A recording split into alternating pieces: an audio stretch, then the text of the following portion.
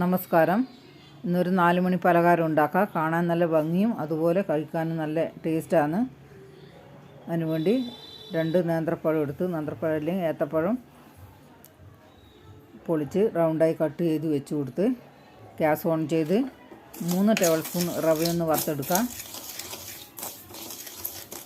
റവ വറുത്ത് ആ അടുപ്പത്ത് ഉരുളി വെച്ച് കൊടുത്ത്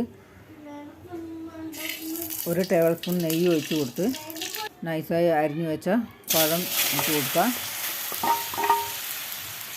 ഗ്യാസ് ഫ്ലെയിം കുറച്ച് വെച്ച് വേവുന്നവരെ ഇങ്ങനെ ഇളക്കി കൊടുത്തുകൊണ്ടേയിരിക്കണം.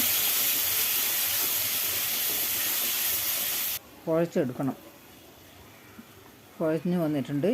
3/4 ബൗൾ തേങ്ങ ചിരവിയതും ചേർത്ത് കൊടുത്ത് നല്ലപോലെ ഒന്ന് മിക്സ് ചെയ്ത് കൊടുക്കുക.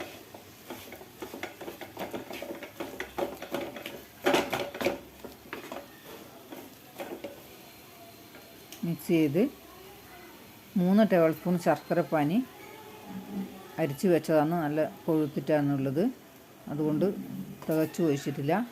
പഴത്തിന് നല്ല മധുരമുണ്ട്. വറുത്ത് വെച്ച റവയും ചേർത്ത് കൊടുത്ത്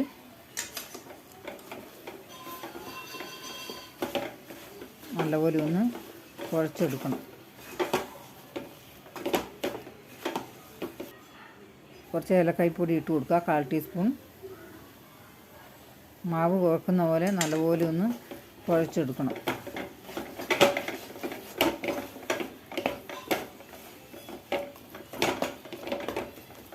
നല്ലപോലെ കുഴച്ചെടുത്തിട്ടുണ്ട്. ചെറിയ ചെറിയ ബോൾസാക്കി ഇങ്ങനെ ഉരുട്ടിയെടുക്കാം. കുറച്ച് അണ്ടിപ്പരിപ്പ് എടുത്ത് ഇതുപോലെ ഒന്ന് സെറ്റാക്കി കൊടുക്കാം.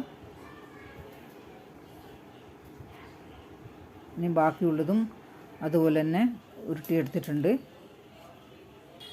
ഇനി ഗ്യാസ് ഓൺ ചെയ്ത് ഒരു പാൻ വെച്ച് കൊടുത്ത് 1 ടേബിൾ സ്പൂൺ നെയ്യ് ഒഴിച്ച് പാനൊന്ന് ചുറ്റിച്ച് കൊടുക്കുക.